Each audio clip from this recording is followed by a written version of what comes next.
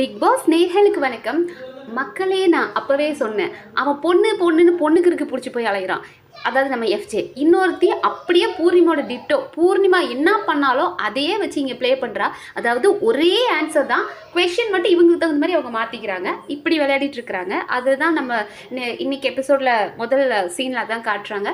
Like FJ and Aathirai அவங்களோட அந்த romance இருக்கு இல்லையா. டேய், அவங்களாவது ஒரு மாதத்துக்கு அப்புறம் தான் முதல்ல அக்கா தம்பின்னு சொல்லிட்டு அப்புறம் வந்து அவங்க லீலையை ஸ்டார்ட் பண்ணாங்க. நீங்கள் என்னடா டே 5லே ஸ்டார்ட் பண்ணிட்டீங்கிற மாதிரி தான் இருக்குது. அவர் போய் அவங்க மடியில் படுத்துக்கிறதும் இதை பார்த்து நம்மளோட ரம்யா அண்ட் கெமி. ரம்யா கேட்குறாங்க, இது என்ன, இதுதான் தப்பாக தெரியுதே அப்படின் போது ஆதிரை சொல்கிறாங்க, ஹே இது எனக்கே பிரச்சனை இல்லை, அவனுக்கு என்ன பிரச்சனை அப்படின்னு. ஏன்னா எஃப்ஜேக்கு பொண்ணு பார்த்துட்டு இருக்காங்கன்னு ரம்யா சொல்கிறனால ஆதிரை சொல்கிறாங்க, அது என்ன எனக்கே பிரச்சனை இல்லை. அதாவது நீங்கள் இந்த இடத்துல ஜென்ரலாக என்ன சொல்ல வரீங்க அப்படின்னா, ஒரு பொண்ணாகி எனக்கு பிரச்சனை இல்லை அப்படின்றீங்க. அப்போ நீங்கள் பெண்களெல்லாம் என்ன சொல்ல வரீங்க? அப்போ நீங்கள் பெண்களை என்ன சொல்கிறீங்க? பெண்கள் ஒரு வீக்கர் செக்ஸ். ஒரு பையனும் பொண்ணும் வந்து ஒரு அஃபேரில் இருந்தாங்க அப்படின்னா அது பெண்களுக்கு தான் பிரச்சனை அப்படின்னு சொல்கிறீங்களா? எப்படி பார்த்தீங்களா? நானும் ஆதிரை மாதிரி ப்ரெஸ் பண்ணி ஒரு கொஷின் கேட்குறேன். ஏன்னா ஆதிரை அப்படி தானேங்க சொல்லுவாங்க. அவங்கெல்லாம் வந்து விமன் ரைட்ஸ் பேசுகிறவங்க, மென் தான் சுப்பீரியர் அப்படின்னு சொல்கிறீங்களான்னு நீங்கள அந்த பாயிண்டில் தான் ஆதிரை இதை சொல்கிறாங்க. ஒரு பொண்ணாகிய எனக்கே பிரச்சனை இருக்கும்போது அவனுக்கு என்ன பிரச்சனை அப்படின் போது இவர் வந்துட்டு கேட்குறதும், ஏய் எனக்கு பிரச்சனை இல்லையா, நீ எப்படி சொல்லலாம் அப்படின்னு இவர் கேட்குறதும், அவங்க உடனே அதுக்கு கோச்சிட்டு போடுறதும். அப்புறம் 2 பேரும் என்னடா பண்ணுறீங்க. இப்போ ரீசெண்டாக ஒரு வீடியோ சர்க்குலேட் ஆயிடுச்சு, எல்லாரும் பார்த்துருப்பீங்கன்னு நினைக்கிறேன். ஹிந்தி பிக் பாஸில் என்ன நடக்குது அப்படின்னு. டேய், அதை பார்க்க முடியல. விட்டா இவனுங்க அதையும் வெயிட் பண்ணிடுவானுங்க போல இருக்கு. இவன் போய் விழுகிறதும் இவன் மேலே விழுகிறதும், என்னடா பண்ணிட்டு இருக்க, வந்த 5வது நாளே எப்படா இப்படி ஒட்டிக்கிட்டீங்க.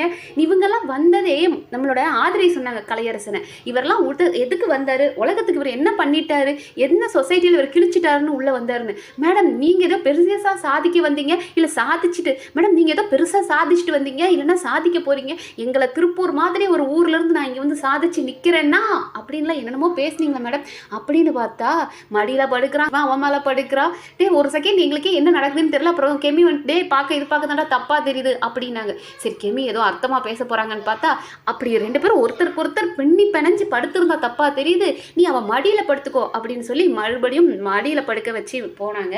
கடவுளே, இது எங்க போய் முடிய போகுதுன்னு தெரியலையே. விட்டா குழந்தை குட்டியெல்லாம் பெத்துட்டு தான் போவாங்க போல இருக்கு. ஏன்னா பூர்ணிமாவாவது ஒரு மாதத்துக்கு அப்புறம் 1.5 மாதத்துக்கு அப்புறம் ஆரம்பித்தாங்க. ஆதிரை அதை விட ஃபாஸ்ட்டாக இருக்காங்க. கேட்டால் இதெல்லாம் வந்து ஜென்சி கல்ச்சர் உங்களுக்குலாம் தெரியாது அப்படின்வாங்க. பிக் பாஸ் வீட்டுக்கு வந்தாங்கன்னா எஃப்ஜேலாம் ரொம்ப பியூராக தெரியுதுங்க. அவெல்லாம் வேறு எந்த கண்டென்ட்டு கொடுக்கறதுக்காக வரல, லவ் கண்டென்ட் தான் கொடுக்க போகிறான். ஆதிரையும் அதே மாதிரி தான். பூர்ணிமா என்ன ட்ராக்ல போனாங்களோ, லைக் ஒன்று லவ் ட்ராக், இன்னொன்று வந்துட்டு நான் அநியாயத்தை கண்டா போங்குவேன், எல்லா இடத்துலையும் வாய்ஸ் அவுட் பண்ணி கத்துறது தான். ஸோ இதுதான் நடந்துட்டுருக்கு. அண்ட் ஃபர்ஸ்ட் ப்ரோமோவில் பார்த்த கண்டென்ட் ஆதிரையை லைட்டாக ரோஸ்ட் பண்ணி விட்டார். அண்ட் திவாகரை வந்துட்டு பேசினார். திவாகருக்கு நம்ம சேதுனா கொடுத்த அட்வைஸ் ரொம்ப நல்லா இருந்தது. அதாவது உங்களுக்கு அழகான ஆக்டிங் திறமை இருக்குது, ஒவ்வொருத்தரோட அகாடமி நல்லா பண்ணீங்க, பொறுமையாக ஒவ்வொருத்தருக்கும் சொல்லி கொடுத்தீங்க, அதெல்லாம் ஓகே தான். ஆனால் ஆப்பனண்ட் வந்து என்ன சொல்கிறான்றதை கேட்கவே மாட்டீங்களே. ஏன்னா மற்றவர்களுக்கும் உங்களுக்கும் மாற்று கருத்து இருக்குன்றீங்க. ஆனால் அவன் என்ன சொல்கிறான்னு கேளுங்க, அவனை எம்டி ஆக்கிட்டு அப்புறமா நீங்கள் பேசுங்க. அது திவாகர் கிட்ட இருக்க ரொம்ப பெரிய பிரச்சனை அப்படின்னு நாமளும் சொல்லிட்டு இருக்கோம். அந்த மனுஷன் ஒரு பிரச்சனைன்னு வரும்போது அவரால் ஆரம்பிக்கிறது கிடையாது. ஆனால் அந்த பிரச்சனை வந்துருச்சு, ஆனால் ஒரு ப்ராப்ளம் வந்துருச்சு அப்படின் போது அவர் மட்டும்தான் கரெக்ட்னு வரை தவிர ஆப்பனன்ட் சைடில் என்ன இருக்குன்றதை காது கொடுத்து கேட்க மாட்டார். மேபி அவன் தப்பாக இருக்கலாம், இல்லை அவன் சொல்கிறதுலேருந்து கூட நமக்கு ஒரு பாயிண்ட் கிடைக்கும். பட் அவர் பேசவே ஸ்பேஸ் கொடுக்க மாட்டார். அதை சேது நான் சொன்னது ரொம்ப நல்லா இருந்தது. ஏன்னா நம்மளோட திவாகரன்ட்ட ஒரு பெரிய பிரச்சனையே அதுதான். அவர் மேலே கரெக்டு, அவரை கரெக்டுன்னு சொல்கிறவங்கள தான் அவரும் கரெக்டுன்னு இல்லைன்னு வைங்களேன், போப்பா உனக்கெல்லாம் பேசவே தெரியாதுப்பா, உனக்கு நியூட்ரலாக இருக்க தெரியாதுப்பா, உனக்கு டெசிஷனே எடுக்க தெரியலப்பா அப்படின்னு. ஸோ ஆப்பனண்ட் என்ன நினைக்கிறான், நம்மளை சுற்றி இருக்கவங்க என்ன பேசுகிறாங்க, நம்ம சைடில் தப்பு இருக்கா இல்லையா அப்படின்றத யோசிக்க மாட்டார். அது சேதுனா சொன்னது சூப்பராக இருந்தது. ஆனால் ஒரே ஒரு விஷயம் எனக்கு பிடிக்காது என்ன அப்படின்னா, இவர் நம்மளோட திவாகரன்னா லவ் யூ சொன்னார். அதுக்கு சேதுனா ஒரு வார்த்தை சொன்னார், எனக்கு எப்போ பிடிக்குதோ அப்போ நான் லவ் யூ சொல்கிறேன் அப்படின்னாரு. என்ன சார் இது, உங்களுக்கு பிடிக்கணும் அப்படின்னா நீங்கள் என்ன கல்யாணம் பண்ணி குடும்பம் நடத்த போகிறீங்களா? இங்கே நீங்கள் ஒரு ஹோஸ்ட்டாக இருக்கீங்க, ஒருத்தர்கிட்ட முத்தம் கொடுக்குறீங்க, ஒருத்தருக்கு லவ் யூ சொல்கிறீங்க. அதுவே நம்ம துஷார் வந்துட்டு அந்த இனிஷியல் டேல வந்து நான் உங்களை ஹக் பண்ணட்டுமான்னு கேட்டதுக்கு பண்ண மாட்டேன் நீங்கள். இப்போ அந்த மனுஷன் அவ்வளோ கைண்டாக கேட்குறாரு, அப்பவும் அவரை இன்சல்ட் பண்ணுற மாதிரி பிஹேவ் பண்ணுறது என்ன இது? நீங்கள் இவங்களுக்கு அட்வைஸ் பண்ணுறீங்க இல்லையா ஆதிரைக்கு, உங்களுக்கு பிடிச்ச மாதிரிலாம் இருக்க முடியாது, இந்த இடத்துக்குன்னு ஒரு இதுனா அப்படி தான் நீங்கள் ஃபாலோ பண்ணணும்னு. அதே மாதிரி இது ஒரு மேனஸ் சேதுனா இதை நீங்கள் கற்றுக்கோங்க. ஒருத்தர் உங்ககிட்ட அன்பாக இருக்காங்க அப்படின்னா உங்களால் முடிஞ்ச அளவுக்கு அன்பை கொடுக்கலாமே, அதை விட்டு அவங்கள அவமானப்படுத்துறது எந்த விதத்தில் நியாயம்னு தெரியல. ஸோ பாவமாக இருந்தது திவாகரை. அப்போது உங்களுக்கும் திவாகரை பார்த்தா அவன் ஒரு கிறுக்க அப்படின்ற மென்டாலிட்டி தான் இருக்கீங்களா?